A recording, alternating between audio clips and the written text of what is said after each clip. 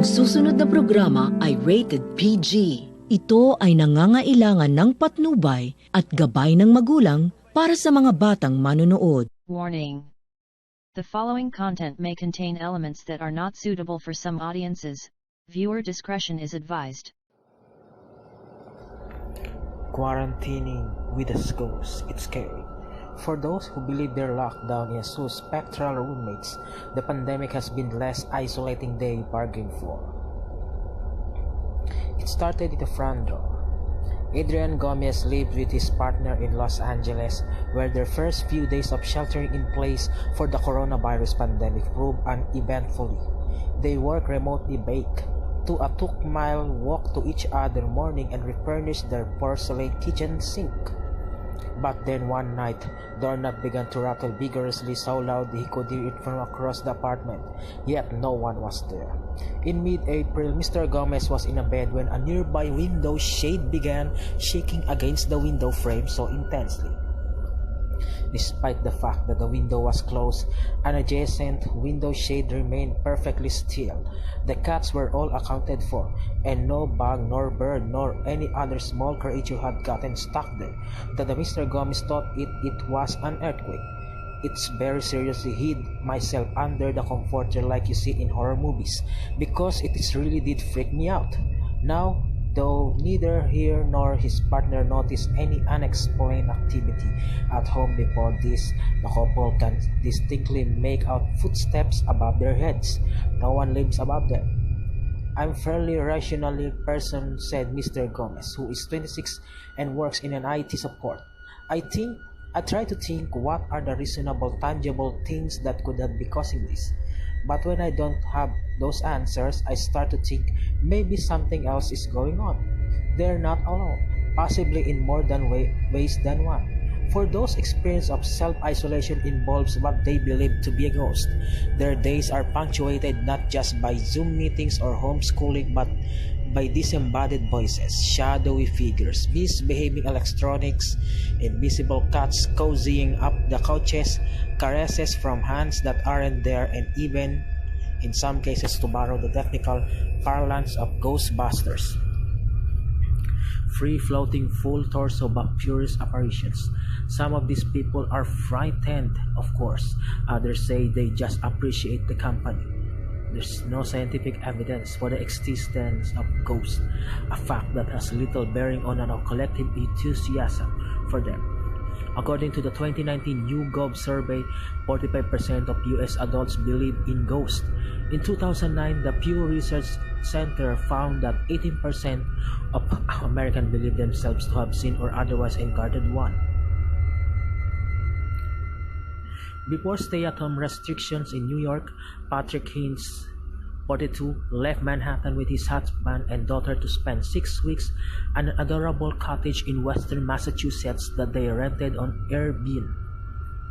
One night, Mr. Haynes woke up around 3 a.m. thirsty for a glass of water.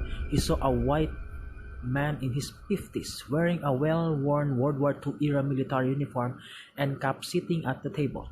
It seemed normal in a split of second before I realized, wait, what's happening?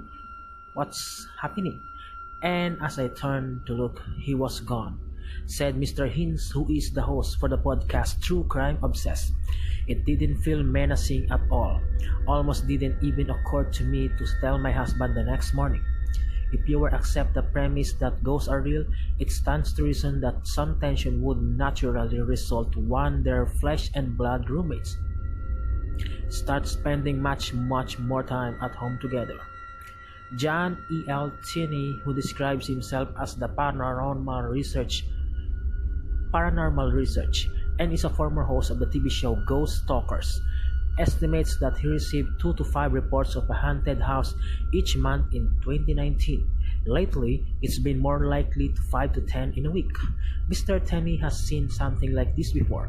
In 1999, immediately before Y2K, he witnessed a spike in a reported ghost and poltergeist activity, as well as UFO sightings, which in his experience are also in the rise in this moment. It does seem to have something to do with our heightened state of anxiety, our hypervigilance, he said. Mr. Tinney has no doubt that the vast majority of these cases in his inbox are completely explainable in nature. When the sun comes up and the house starts to warm up, they usually at work. They used to hearing the brick pops and the wood expand.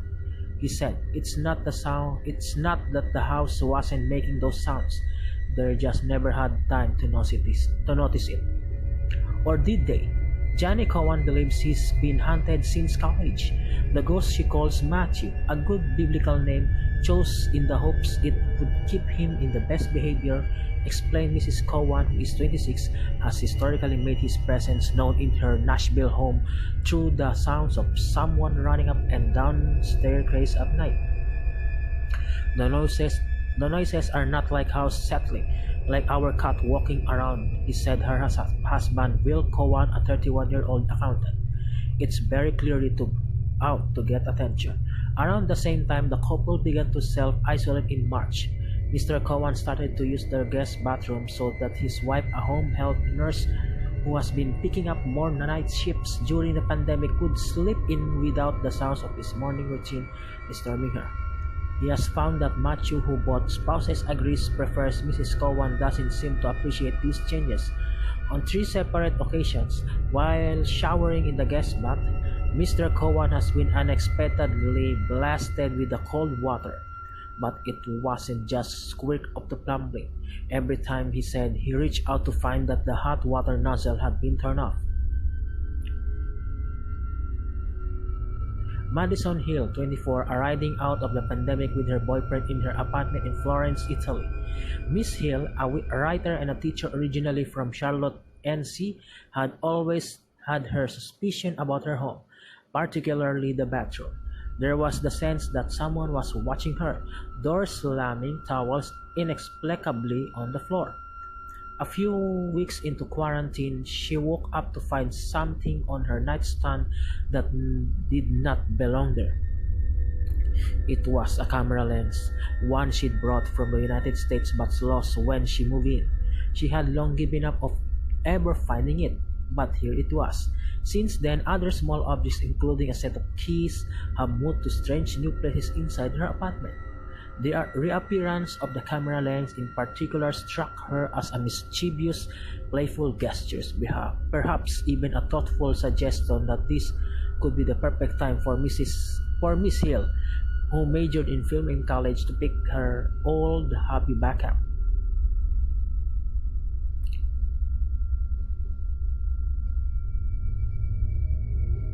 Kerry Dunlap shared a one-bedroom apartment in Ridgewood neighborhood of Queens with his girlfriend Alexandra Cole. Mr. Dunlap, a 31-year-old teacher, rapper, and a concert promoter, believes her first met their resident ghost last summer.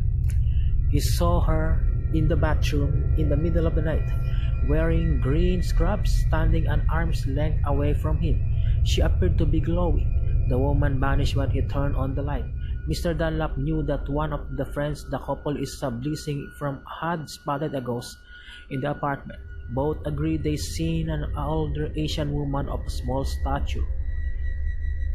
Mr. Dunlap and Miss Kohal, a 27-year-old writer and editor, used to find themselves in a routine late-night tug-of-war over the 2 small comforters they shared.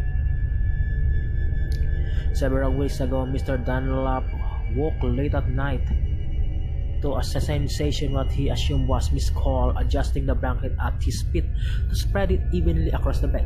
When the movement stopped and he didn't feel his girlfriend climb into bed inside him, he called out her. She didn't answer. Then she came back in from the bathroom. It was a weird dude, Mr. Dunlap said. It was so weird. But the incident left him and Miss Cole with a lingering positive impression, like whoever or whatever it was been trying to make a couple feel more comfortable or mediate a potential conflict between them before it happened. Kurt Gray, an associate professor at the University of North Carolina at Chapel Hill, studies how we preserve and treat the minds of other entities, including animals, machines, and dead. Times of great unease of malaise, when there is an increased drive to find meaning in chaos, can lend themselves to perceive hauntings, he said. Not to mention that disease itself shares certain psychological parallels with a malevolent spirit creeping invisibly upon its unsuspecting victims. This phenomenon could also be a side effect of the loneliness of our time. In quarantine, you are physically confined and also psychologically confined.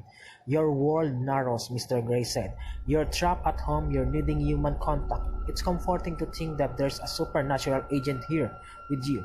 For Danielle, a 39-year-old lawyer, isolation predates this pandemic. The time agreed not to use her last name to protect her professional reputation. She had been recovering at her home in Richmond, British Columbia, since contracting an unrelated serious illness over the winter.